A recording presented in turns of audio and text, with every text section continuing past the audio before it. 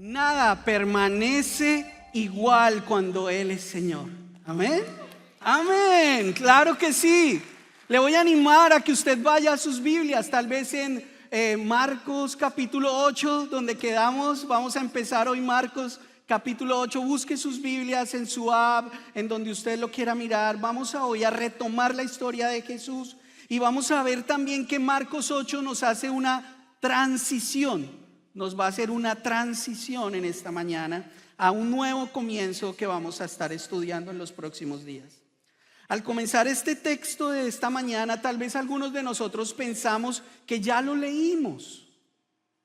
Van ustedes a decir, pero yo como que ya leí esto, como que ya lo estudiamos. Veremos de nuevo a los discípulos pasando por miedo, ya lo habíamos visto antes también. Por ansiedad, tal vez usted se identifique un poco con ellos, en medio de situaciones que quieren controlar, tal vez como usted o como yo, que buscamos controlar la salud, que queremos controlar las circunstancias, que queremos controlar las situaciones de las personas alrededor de nosotros, el futuro, y eso nos lleva a una tremenda ansiedad. Nos da ansiedad. Tratamos de controlarlo todo. Por eso quiero dejarles esta primera idea para que ustedes lo vean en las pantallas. Dice esta primera idea: toda ansiedad nace del intento de controlar aquello que nunca estuvimos destinados a controlar. La ansiedad de los discípulos se da por controlar cosas que ellos no pueden controlar y les da mucha ansiedad. Empecemos con el capítulo 8. Le animo a leerlo en las pantallas o allí mismo en sus Biblias o en sus apps. Dice la palabra del Señor. Marcos capítulo 8, verso 1. En aquellos días se reunió de nuevo mucha gente.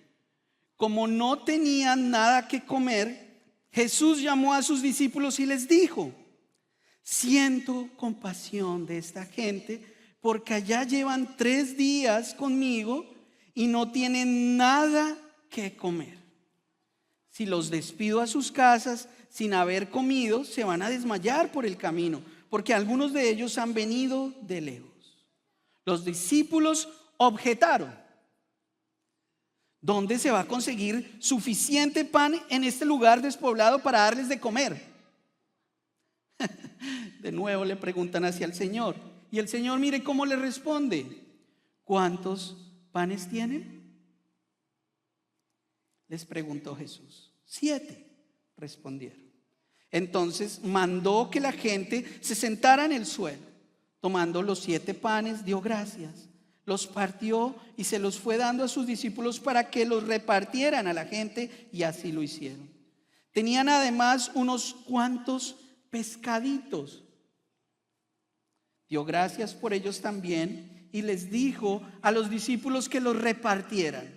La gente comió hasta quedar satisfecha. Después los discípulos recogieron 7 cestas llenas de pedazos que sobraron. Los que comieron eran unos 4,000. Tan pronto como los despidió, Jesús se embarcó con sus discípulos y se fue a la región de Dalmanuta.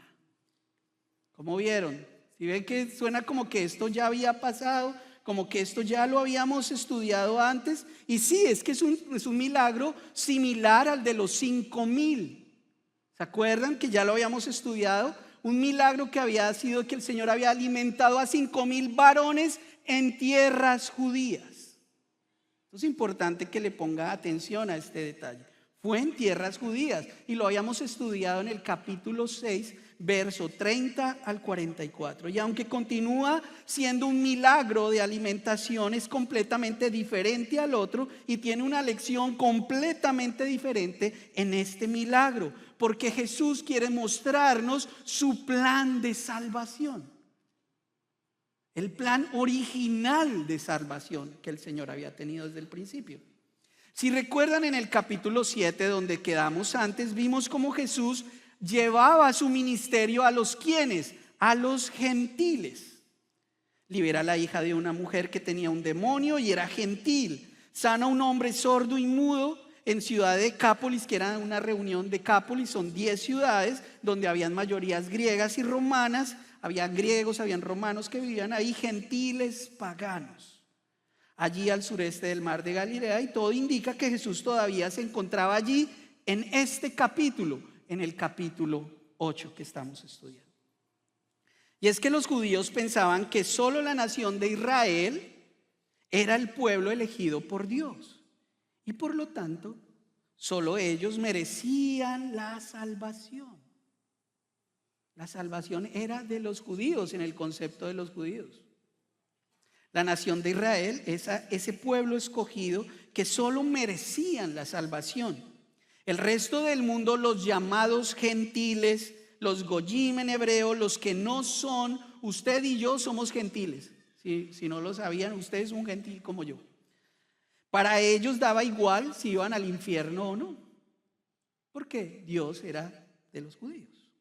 Vimos en el capítulo 6 que Jesús alimentó a 5,000 judíos, pero para ellos estuvo bien porque ayudó al pueblo de Dios, ¿verdad? Como en el Éxodo el Señor trajo el maná del cielo para el pueblo de Dios, y ahí todo estaba bien. Pero ahora en este milagro, en el capítulo 8, es totalmente chocante para ellos. ¿Por qué? ¿Por qué lo sabemos? Por la pregunta que hacen los discípulos en el versículo 4. ¿Cuál es la pregunta? ¿Dónde se va a conseguir suficiente pan en este lugar despoblado para darles de comer? Estos discípulos siguen ansiosos por su deseo de controlar lo que va a pasar, ¿verdad? Ellos quieren seguir manteniendo el control. Están ahí agarrados a la cosa. Ellos están tratando de manejar algo que no pueden manejar. Pues que ellos iban a multiplicar los panes y los peces. No. Ellos quieren estar amarrados ahí. Como diría mi mamá, ¿y a ellos quién les preguntó? ¿Verdad? Aquí encontramos la siguiente idea para esta mañana, que vamos a encontrar en las pantallas. Solo podemos renunciar al control cuando confiamos en el poder de Dios para manejar la situación. Es que usted y yo a veces queremos resolver cosas que no podemos, pero cuando confiamos en el poder de Dios, Él sí puede. Jesús le pregunta, tranquilo, ¿cuántos panes tienen? 7. ¿Y cuántos pescaditos? Unos pescaditos. El Señor con calma coge y da gracias al Señor. Gracias por estos 7 panecitos. Señor, gracias por este trabajo que tengo hoy. Señor, gracias por esta casita que tengo hoy. Señor, gracias por esto que mis hijos están aquí. Gracias, Señor, gracias. Gracias. No se angustia. Gracias, Señor. Tengo 7. Y unos pescaditos. Gloria a Dios por esos 7 y esos pescaditos. Y viene el poder. Se desborda el poder. ¿Y saben cuántos comen con esos 7 y esos pocos pescaditos? 4,000 varones. 4,000. Con ese poquito comen 4,000. ¿No le da la gloria al Señor? Amén. Ay, los discípulos otra vez están allí, tienen al pan de vida al frente y están angustiados. Tienen al que acabó de multiplicar con 5 panes y 2 peces y comen 5,000, y otra vez se les olvida, ¿o no? ¿Cuál es la pregunta? ¿Por qué? ¿Saben?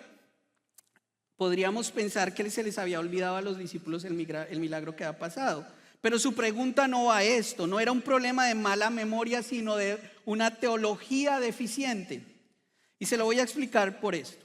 Ellos olvidaron la palabra que el Señor le había dado a Abraham en Génesis 12:3. ¿Lo recuerdan?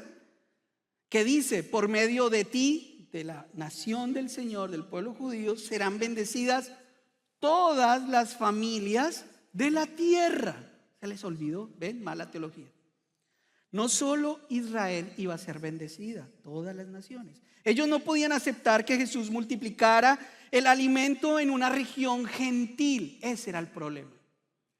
¿Cómo Jesús iba a traer la provisión del cielo a naciones impías? ¿Cómo? Si Dios es exclusivo mío. Pero ahora Dios está bendiciendo a otros. ¿Por qué? Jesús no podía, decían los discípulos, Jesús no podía atreverse a tanto, pensaban ellos. De hecho, creo que por este milagro es que los fariseos reaccionan tan mal, como lo vamos a ver en el verso 11 al verso 13. Le animo a mirar en sus Biblias el verso 11 al 13 y si no en las pantallas. Llegaron los fariseos, dice la palabra del Señor, y comenzaron a discutir con Jesús para ponerlo a prueba. Le pidieron una señal del cielo. Él lanzó un profundo suspiro y dijo: ¿por qué pide esta generación una señal milagrosa? Les aseguro que no se le dará ninguna señal. Entonces los dejó. Wow. Volvió a embarcarse y se cruzó al otro lado. Wow, aquí se puso la cosa más pesada. Así que cuando Jesús y sus discípulos cruzaron el mar de Galilea de regreso al territorio judío, inmediatamente los fariseos se lanzan a interrogarlo, exigiéndole una señal del cielo. ¿Notan la arrogancia? Dame una señal. What? Y es que ellos no querían saber si Jesús podía hacer un milagro o no. Es que Jesús ya había hecho muchos milagros que ellos habían visto. El problema es que ellos se negaban intencionalmente y obstinadamente a creer, mi hermano. En este momento los fariseos no querían solamente una señal del cielo, cuestionar si venía del cielo o del infierno, si era Dios, si era el diablo o Belcebú. Ellos sabían ya del poder de Jesús. El problema es que Jesús en este momento alimentó a miles de gentiles. Y los fariseos se sienten con el derecho de cuestionarlo. Ay Dios, ¿por qué bendices a esos? Si yo sí voy a la iglesia. Si ellos son malos, ¿por qué los bendices a ellos? La pregunta aquí. Y aquí hay una situación bien tremenda. Ellos dicen, dame pruebas y las necesito ya. Wow. Le están exigiendo a Jesús. Ya. Lo quiero ya. ¿Saben? Marcos nos muestra que Jesús se hartó de esto. El verso 12 dice que lanzó un profundo suspiro. ¿Se lo imaginan al Señor? Ay, ¿verdad? Personalmente creo que su suspiro fue un suspiro inclusive de frustración. Había llegado a un límite y lo vemos aún más claramente en su respuesta. Dice, les aseguro que no se les dará ninguna señal. Noten que aquí Jesús le responde al punto. No les voy a dar ninguna otra señal. En el griego original aún es más fuerte. Cuando usted estudia este texto, en el griego original la estructura de la frase es más compleja. Dice, yo recibo una maldición, que me caiga una maldición si doy una señal a esta generación. Wow, está claro que no lo iba a hacer, ¿verdad? El Señor no lo iba a hacer. ¿Pero por qué? ¿Por qué Jesús se niega tan rotundamente, con tanto énfasis, después de haber realizado tantos milagros? ¿Por qué no hacer uno más? ¿Por qué? Y aquí hay algo que yo quiero que usted piense. Porque Jesús sabía que ningún milagro, señal o prodigio que Él hiciera iba a cambiar la opinión de los fariseos. Segunda de Corintios 4:4 nos dice: el Dios de este mundo ha cegado la mente de estos incrédulos para que no vean la luz del glorioso evangelio de Cristo, el cual es la imagen de Dios. El diablo tenía cegada la mente de estos fariseos. Y no importaba los milagros que el Señor hiciera, igual no iban a creer en él. El poder de Jesús se había convertido en una amenaza en contra del poder de los fariseos. Ellos ya habían tomado su decisión. Jesús iba a ser su enemigo y nada los convencería de lo contrario. Dios sabe cuando un milagro ayuda o cuando no ayuda. Él lo sabe incluso cuando nosotros mismos no lo sabemos. Aquí quiero contarles una anécdota que tenemos muy similar con el pastor Jason en el día de hoy. El Señor me permitió estudiar administración de empresas y dentro de las clases que yo veía cálculo 1, cálculo 2, matemática financiera 1, matemática financiera 2, todas esas matemáticas y números y todas estas cosas. Yo tenía un maestro en cálculo con el cual había perdido el semestre pasado, pero también en el curso remedial había perdido y ahora estaba en clase con él y de nuevo yo estaba perdiendo. Estaba al final de mi semestre, tenía que presentar el examen final y necesitaba 3.8 para pasar. Es de 1 a 5, eso es alto. Necesitaba un milagro. Bueno, yo estudié, mis hermanos, quiero contarles que yo estudié juicioso. Me reuní con mis amigos, pagamos un maestro, hicimos lo que pudimos. Llegamos al examen, mi maestro tenía una cualidad especial. Yo sé que algunos han tenido esos maestros. Llegaba con un tinto a la clase, estaba todo el salón ahí esperando, nervioso, frustrado, lleno de miedo, como los discípulos. Están ahí esperando. El Señor llegaba con una taza de café, traía el examen, lo ponía sobre la mesa y decía: en 2 horas vuelvo. Y se iba. Háganlo como puedan. Y se iba. Hermanos, 2 horas le dimos. Ay, dele y dele. A las 2 horas volvió, se llevó mi examen y yo sabía en mi corazón que había perdido. Llegué a buscar las respuestas del libro rapidito y a mirar, y la respuesta que estaba ahí no era la mía. Aunque le había dado 2 horas a ese examen, no era mi respuesta esa. Yo había perdido, estaba decepcionado, iba a perder dinero, tiempo, todo lo que representa eso. Habiéndola perdido por tercera vez, perdía el semestre también. En medio de esta situación de desesperación, yo estaba en esa época en el mundo, pero yo dije: voy a buscar a Dios y voy a orar. Ya cuando uno pierde todas las expectativas, a orar. Ahí estaba yo y le dije: Señor, si me ayudas esta vez a pasar este semestre y esta clase, voy a volver a la iglesia. Y saben una cosa, pasaron los días. Allá en esa época cuando yo estudiaba, tenía uno que ir al lugar donde aparecían las notas. Y yo me fui allá a mirar mis notas y empecé a bajar. Y cuando busqué a Herrera, la nota decía 4. ¿4? ¿Cómo? Pasé. ¿Cómo? ¿Quién hizo esto? Y entonces, en vez de darle la gloria al Señor, ¿qué me puse a pensar? No, es que el profesor me calificó los procesos. Es que el profesor se levantó de buena gente y ese día él me ayudó, ¿verdad? Ese día estaba bien, me calificó, que llegué hasta el final, ¿verdad? Que no me rendí. El profesor ese día me calificó mi actitud, mi actitud hacia la vida. Y a mí se me olvidó darle la gloria a Dios. Cuando vi esa nota y me puse tan contento, ¿saben una cosa? No me puse de rodillas y testifiqué el milagro del Señor. No le compartí a los demás que Cristo había hecho eso. Lo argumenté en mi cabeza y lo excusé alrededor de mis argumentos. Y se me olvidó que yo le había pedido al Señor un milagro en mi clase. Volví al mundo, volví a mis afanes, volví a mi pecado y olvidé de dónde había venido el milagro. ¿Saben una cosa, mis hermanos? A veces nos pasa así.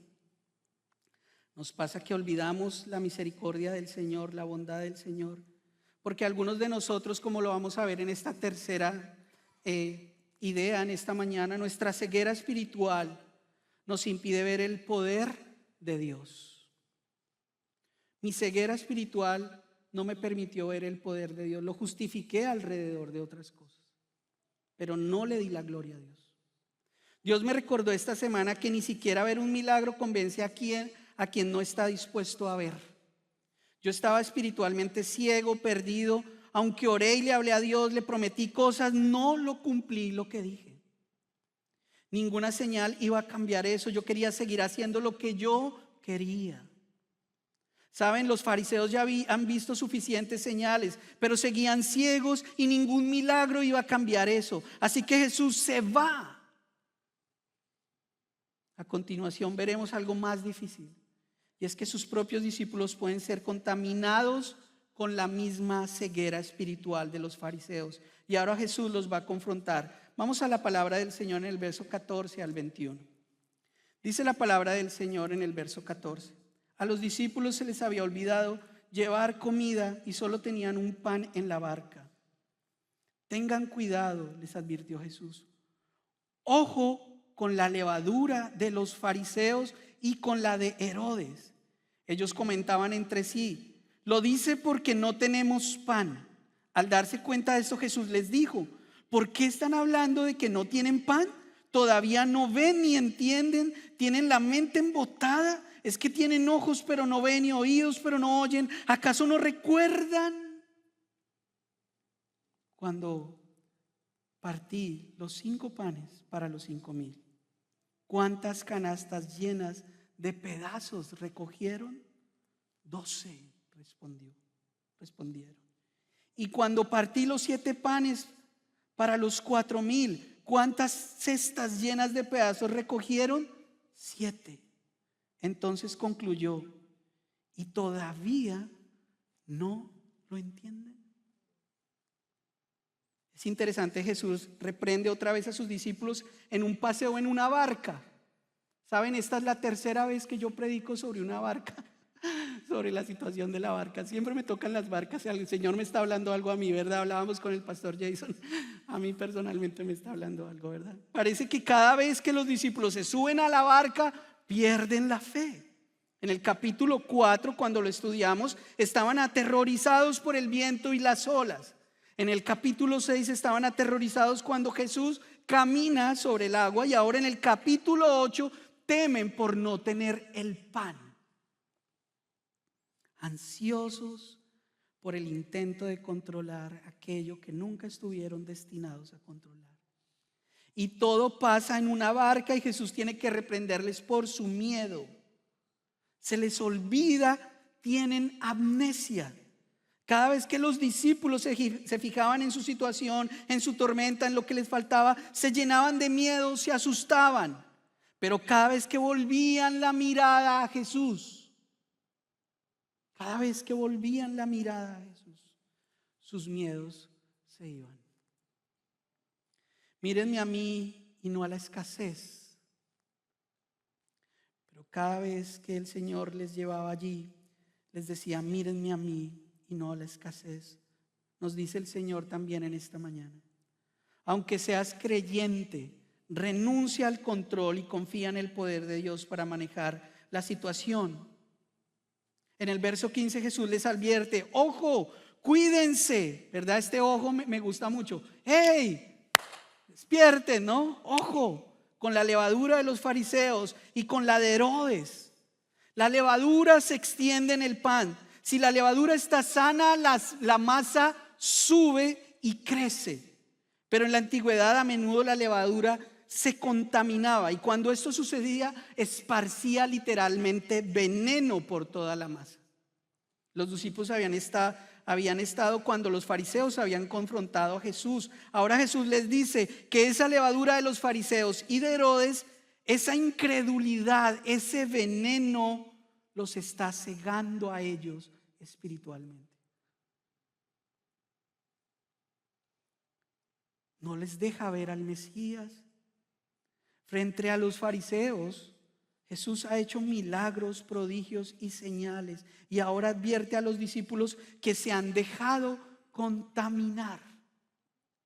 ¿Por qué? Piénselo por un momento. Ellos habían visto a Jesús multiplicar 12 panes, 5 en el primer milagro, 7 en el segundo, para alimentar a más de 9,000 hombres, sin contar niños y mujeres. Había recogido 12 canastas. Y en el otro milagro 7 canastas extras, adicionales, no pequeñas, grandes.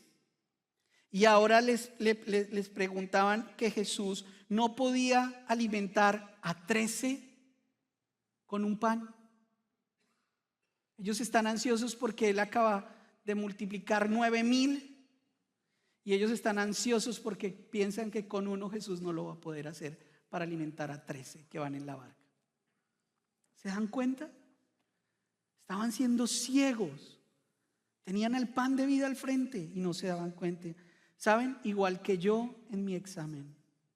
Aunque había pasado el milagro, aunque había pasado, yo preferí pensar en otras cosas antes de que el poder del Señor había estado ahí. Y yo te pregunto hoy a ti, como le preguntó Jesús a ellos, ¿todavía no lo entiendes? Vamos a la cuarta reflexión que sale de este momento. Dice: nuestra amnesia espiritual nos impide recordar el poder de Dios. Jesús les hizo preguntas difíciles, no para insultarlos, sino para revelar su condición, porque están hablando de que no tienen pan, todavía no ven ni entienden, tienen el corazón endurecido o tienen la mente embotada. Es que tienen ojos pero no ven y oídos pero no oyen. ¿Acaso no lo recuerdan? Estas preguntas suenan duro, pero tienen un propósito. Es que Jesús está tratando de ayudarlos a entender que se están tapando los ojos para ver, los oídos para escuchar, y que allí hay un corazón endurecido.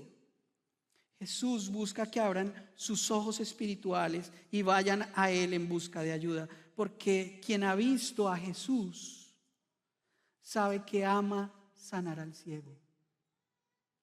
El que ha visto a Jesús sabe que ama amar al sordo, y que Él está con el quebrantado y con el humilde de corazón.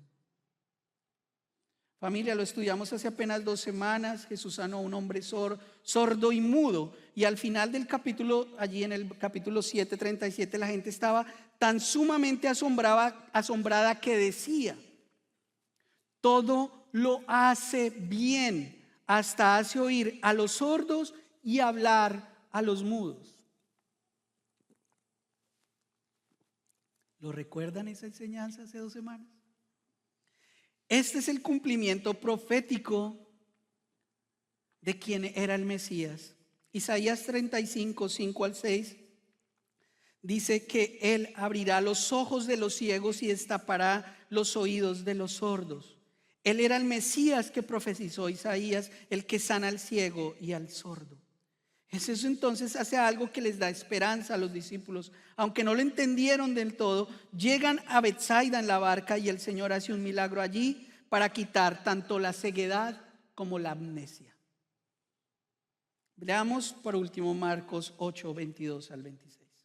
Dice la palabra del Señor en Marcos 8. Cuando llegaron a Betsaida, algunas personas le llevaron un ciego a Jesús y le rogaron que lo tocara. Él tomó de la mano al ciego y lo sacó fuera del pueblo. Después de escupirle en los ojos y de ponerle las manos sobre él, le preguntó: ¿puedes ver ahora? El hombre alzó los ojos y dijo: veo gente, parecen árboles que caminan. Entonces le puso de nuevo las manos sobre los ojos y el ciego fue curado. Recobró la vista y comenzó a ver todo con claridad. Jesús lo mandó a su casa con esta advertencia: no vayas a entrar en el pueblo. Mensaje especial este último, ¿verdad? Este es un milagro totalmente inusual. ¿Por qué? Porque es el único milagro en los evangelios donde Jesús no sana completamente a una persona en el primer momento. Lo sana en 2 momentos. Es parece que se hubiera equivocado el Señor, pero Él nunca se equivoca. Quería enseñar algo diferente. Es parecido o similar al del sordomudo del capítulo 7. Miremos los detalles. Ambas historias son un grupo de amigos que se acercan y ruegan a Jesús que sane a su amigo. En ambos milagros, Jesús lo lleva aparte, toca la zona que está a punto de sanar con su saliva y lo sana. Como lo dijo Isaías, aparece un detalle especial. la sanidad se da en dos partes y esta lección no la habíamos tenido antes. Siempre Jesús sanaba en el primer momento. A través de este milagro no se trata exclusivamente del hombre ciego de Betsaida. Se trata de que Él está enseñando a sus discípulos que puede llevar esta apertura de sus ojos gradualmente. La próxima semana veremos cómo Pedro va abriendo los ojos gradualmente y confiesa a Pedro con su boca que Él es Cristo. La próxima semana vamos a ver eso. Pero también veremos que Pedro no ve quién es Jesús totalmente porque lo reprende. Pedro lo reprende después acerca de su muerte. No cuentes que vas a morir. Jesús abre sus ojos por etapas. La primera etapa, Pedro hace una confesión y en la segunda sí va a abrir sus ojos totalmente, pero esto va a ser después de la muerte, la sepultura y la resurrección de Jesús. Aquí viene nuestra última idea, la quinta idea. Dice, el antídoto para nuestra ceguera y amnesia es la fe en la resurrección de Jesús. ¿Lo recuerdan? Los discípulos, a través de sus fracasos, sus errores y su confusión, llegaron al límite de sus fuerzas. Pedro lo negó, los demás lo abandonaron, todos le fallaron después de la resurrección. Pero cuando se encuentran con Jesús, allí después del momento de la resurrección, ¿cómo están ellos? Quebrantados, avergonzados, necesitados, humildes, y en ese momento Él, Jesús resucitado, les abre sus ojos totalmente. Ahí ven totalmente ellos. Ellos ponen sus ojos en el Cristo resucitado y todo cambia. Llega la buena nueva a ellos, el evangelio, para que la arrogancia, la altivez, la levadura sea lavada. Aleluya. Hay un día donde tú te tienes que encontrar con el Cristo resucitado para que se vaya tu ceguera, para que se vaya tu amnesia. Se quita el veneno de la vanidad, de la autosuficiencia, y entonces los ojos se abren. Hoy testifico que unos años después de mi examen de cálculo, destrozado, después de una fiesta loca, rogué por misericordia otra vez al Señor. Después de probar el mundo, las fiestas, lo académico, lo deportivo, las relaciones, el dinero y todo lo demás, todo me dejó vacío e inútil, ciego, amnésico. Pero Cristo un día en su misericordia pudo quitar mi ceguedad, como lo puede hacer hoy contigo. Él sanó mi ceguera. Yo estaba perdido, errante, huérfano, en medio de mi torpeza. Me encontré con el Cristo resucitado y Él abrió mis ojos. Aleluya, aleluya. Él me dio su cura, su antídoto, su espíritu abrió mis ojos, me destapó mis oídos. Hablé con Él, Él me rescató, me dio un hogar, una familia, me salvó, me cambió.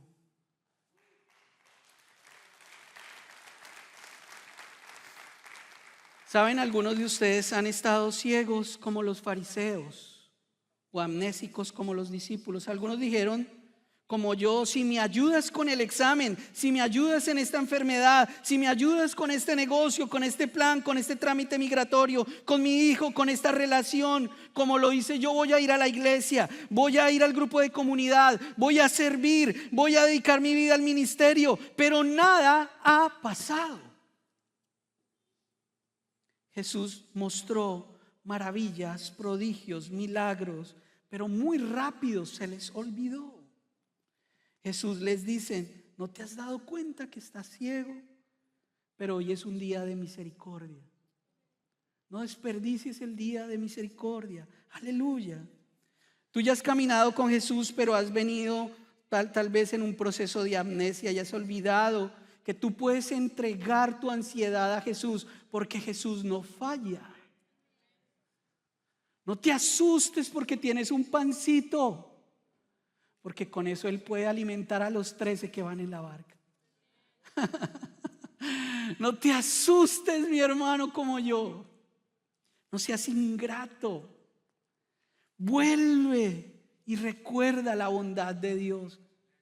Tú no necesitas más señales, necesitas fe. Renuncia al control y confía en el poder del Señor. Pero si tú nos visitas hoy por primera vez, o Él quiere abrir tus ojos, salvarte, que tú lo veas, aquel que murió, fue sepultado y que resucitó. Porque si reconoces que Cristo ha resucitado y confiesas con fe en Él, tus ojos pueden ser abiertos. Necesitas nacer del agua y del Espíritu. Si te arrepientes, el bautisterio está disponible para ti.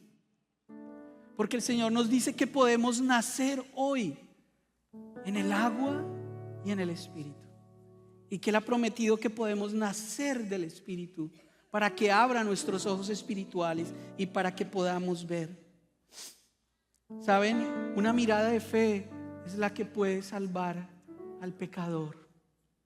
Por ello en esta mañana yo te animo, si tú has estado con ansiedad, has estado con miedo a lo que viene, el Señor te dice: aquí estoy. Voy a pedir a mis hermanos que se acerquen para que tengamos este tiempo de oración. Tú puedes pasar hoy y junto a mis hermanos puedes depositar tu ansiedad a los pies del Señor. Que mis hermanos puedan orar por todos ustedes y ayudarles, tal vez si han estado con miedo. Han venido presiones, han venido cargas. Tal vez estoy con problemas en mi trabajo, me quedé sin trabajo.